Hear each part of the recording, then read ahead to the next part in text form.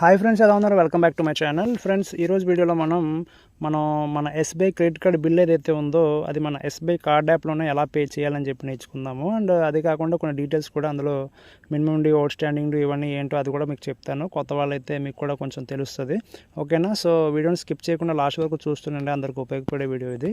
Channel కొత్తగా చూసినట్టయితే please channel subscribe చేసి సపోర్ట్ చేయండి. పదండి వీడియోలోకి వెళ్ళిపోతాం.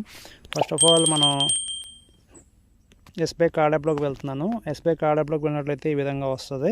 సో ఇక్కడ మీరు గమనించినట్లయితే ఇక్కడ లిమిట్ యూటిలైజ్డ్ అని చెప్పేసి ప్రస్తుతం నేను పే చేయాల్సిన బిల్ ఇది అనమాట. 7,737 రూపీస్ అనమాట.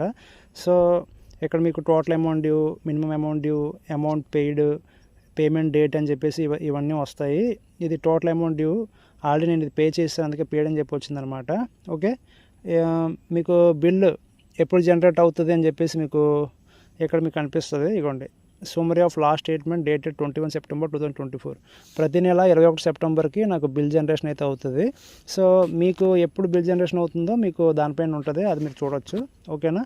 సో మినిమం అమౌంట్ డ్యూ అంటే ఏంటంటే మనకి ఏదైతే ఇప్పుడు 224 రూపీస్ ఉందనుకోండి, దీనికి సగం ఇంట్రెస్ట్ వేస్తాడు. ఆ ఇంట్రెస్ట్ ఇక్కడ కనిపిస్తుంది.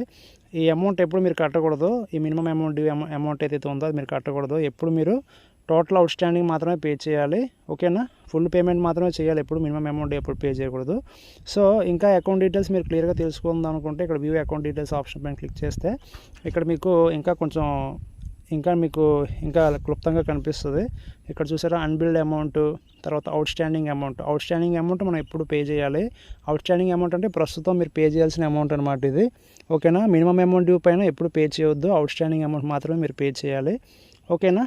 సో ఇక్కడ మీరు కార్డ్ స్టేట్మెంట్ చూసుకోవచ్చు, అన్బిల్డ్ ట్రాన్సాక్షన్ చూసుకోవచ్చు, ట్రాన్సాక్షన్ హిస్టరీ చూడొచ్చు, పేమెంట్ హిస్టరీ చూడొచ్చు.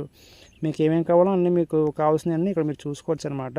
సో ఈరోజు మనం బిల్ పే చేద్దాం అనుకుంటున్నాం కాబట్టి బ్యాక్ వచ్చేస్తున్నాను. ఇక్కడ పే నౌ అని చెప్పేసి ఆప్షన్ కనిపిస్తుంది కదా, ఆప్షన్తో మీరు మొత్తం బిల్ పే చేయొచ్చు. పే ఇన్ ఈఎంఐ ఆప్షన్ ఏదైతే ఉందో అది సెలెక్ట్ చేసుకొని మీరు ఈఎంఐ ద్వారా కూడా మీరు పే చేయొచ్చు.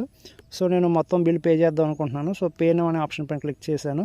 క్లిక్ చేసిన తర్వాత ఇక్కడ statement due for last bill date 21 September 2024 already paid, did you wish to pay more అని చెప్పేసి ఇక్కడ రావడం అయితే జరిగింది. సో ప్రొసీడ్ అనే ఆప్షన్ పైన క్లిక్ చేశాను.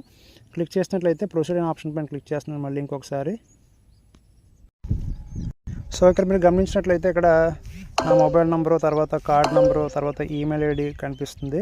అండ్ ఇక్కడ టోటల్ అమౌంట్ డ్యూ ఎంత ఉందో కనిపిస్తుంది, తర్వాత మినిమం అమౌంట్ డ్యూ ఎంతో కనిపిస్తుంది, కరెంట్ అవుట్ స్టాండింగ్ కనిపిస్తుంది. ఇక్కడ చాలామంది కన్ఫ్యూజ్ అవుతూ ఉంటారు. ఇక్కడ కన్ఫ్యూజ్ అవ్వాల్సిన అవసరం లేదు. టోటల్ అమౌంట్ డ్యూ అంటే ప్రస్తుతానికి టోటల్ అమౌంట్ డ్యూ మొత్తం మీరు ఎంత వాడినారు అని చెప్పేసి అదనమాట.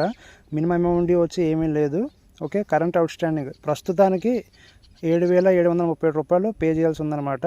సో మీరు ఏ బిల్ పే చేద్దాం అనుకుంటున్నారు అని చెప్పేసి ఇక్కడ మీరు టిక్ పెట్టుకోవచ్చు. ఈ విధంగా హైలైట్ అవుతుంది కదా బ్లూ కలర్ ఆప్షను, టిక్ పెట్టుకోవచ్చు. లేదా అదర్ అమౌంట్ ఏమైనా పే చేద్దాం అనుకుంటే ఇక్కడ మీరు మాన్యువల్గా అమౌంట్ అనేది ఎంటర్ చేసుకొని పే చేసుకోవచ్చు.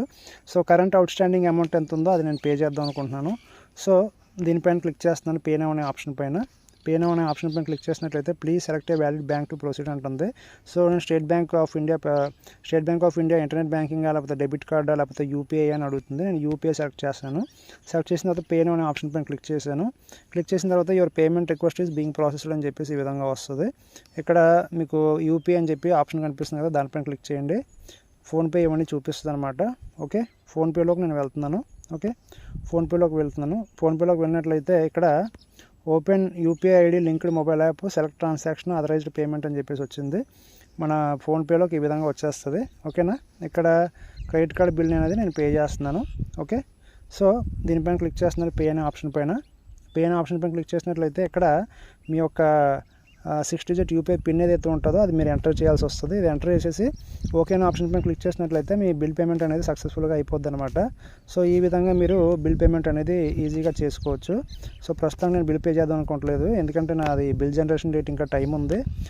అక్టోబర్ 21కి ఈ బిల్ అనేది జనరేట్ అవుద్ది. ప్రస్తుతానికైతే నేను పే చేయాల్సిన అమౌంట్ అయితే ఏమీ లేదనమాట. సో అందుకే నేను పే చేయట్లేదు, అదే ప్రాసెస్ అనమాట, అలా పే చేయాలి. So friends, credit card bill SBI credit card యాప్లో ఎలా పే చేయాలని చెప్పి మీకు అర్థమైంది అనుకుంటున్నాను. సో ఇది వాళ్ళ వీడియో కనుక మీకు నచ్చినట్లయితే ప్లీజ్ లైక్ చేయండి, షేర్ చేయండి, ఛానల్ సబ్స్క్రైబ్ చేసి అలాగే సపోర్ట్ చేస్తుండండి. Thank you for watching.